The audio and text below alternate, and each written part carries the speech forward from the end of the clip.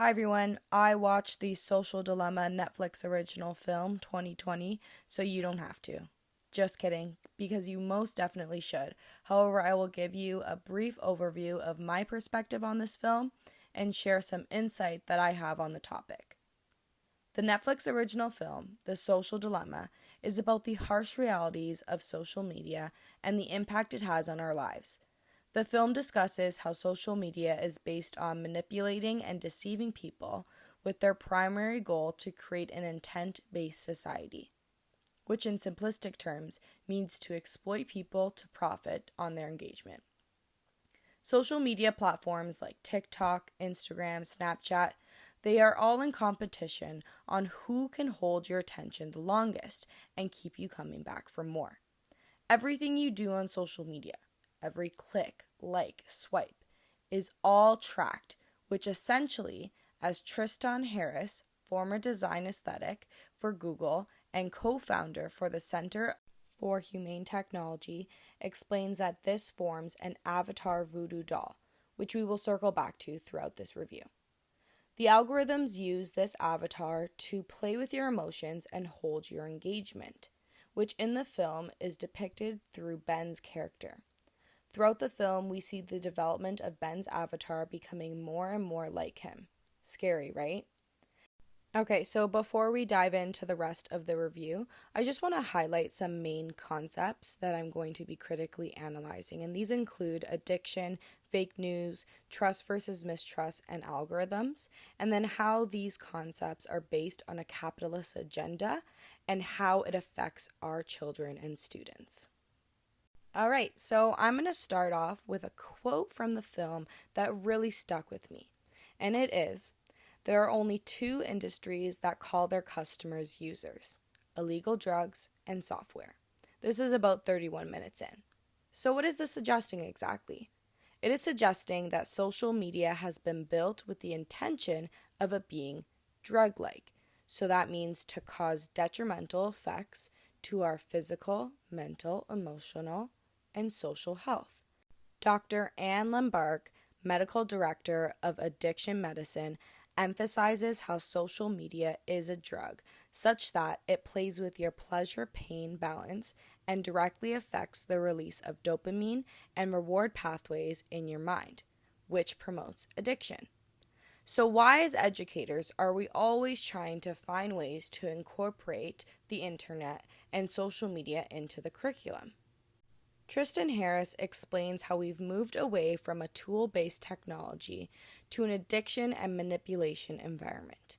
For example, Class Dojo is a platform used to track students and create an incentive-based learning method where you gain points through positive behavior. This is actively becoming the main social media platform used in schools. But what classifies this positive behavior? Williamson, 2017, describes it as similar to pressing the like button on Facebook.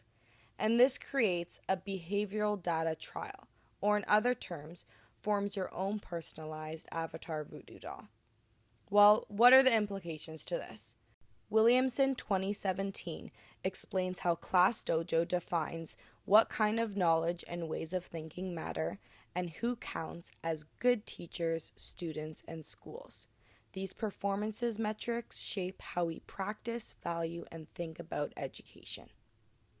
For example, if what classifies a good student is influenced based on test scores, then of course students will turn toward cheating and academic dishonesty in an attempt to try to achieve this standard, which brings us to the trust issue. As most of us are aware, social media is constantly spreading fake news. Tristan Harris explains how fake news spreads 6 times faster on Twitter than true news. Take a look at all the conspiracy theories around coronavirus, for instance. What does this result in? This creates a form of mistrust in society as we become beings that are never truly able to trust sources and each other. Who is lying and who is not? Where is the truth? In the film, Jaron Lanier, founding father of virtual reality computer scientists and author of 10 Arguments for Deleting Your Social Media Accounts Right Now, explains how sneakiness and manipulation is at the center of everything we do. So what is this teaching our children? When they cheat, when they lie, how can we expect them to know better and hold them to a higher standard when they are subconsciously taught, more so than not, that this is the acceptable thing to do?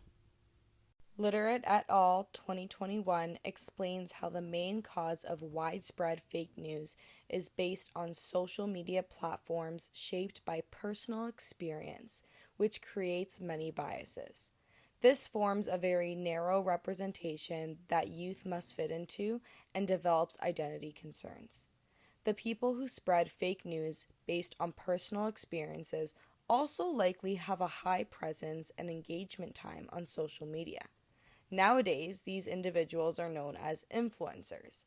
Influencers receive the information from somewhere, so where does this come from? Well, they likely receive this misinformation that they are spreading from capitalist propaganda that is fueled to them from who?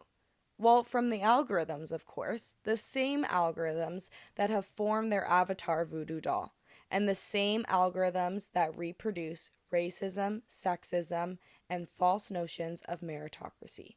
Noble 2018. Noble 2018 states that discrimination is also embedded in computer code and increasingly in artificially intelligence technologies that we are reliant on.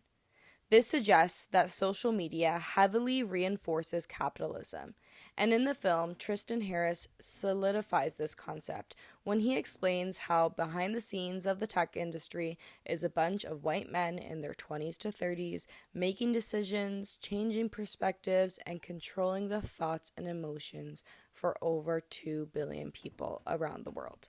There is a high presence of social media in students' lives.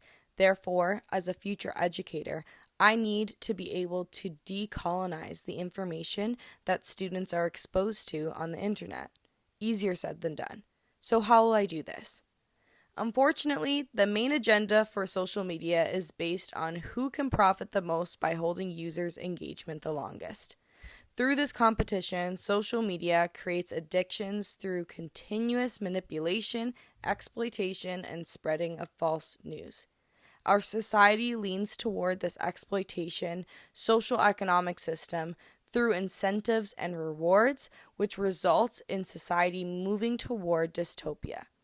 Now, the main question all of us have, what is the solution? Well, I don't know. And the scholarly people in the film couldn't even give us a solution. However, change has to be made, and I think a step in the right direction would be escaping from the system that values rewards and this intent-based society. Now, the only way I see this actually happening, and the only way we can protect our children from the internet, would be to have strict government laws in place. Now, most of you are probably thinking, well, Julia, children can just lie about their age. This is true. And I was one of those children, getting on social media way too young.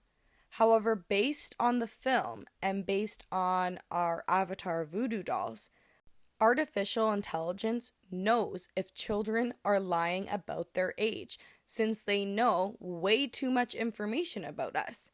So it all comes down to, will the government prioritize children's well-being, or will they continue prioritizing and profit from their capitalist agenda?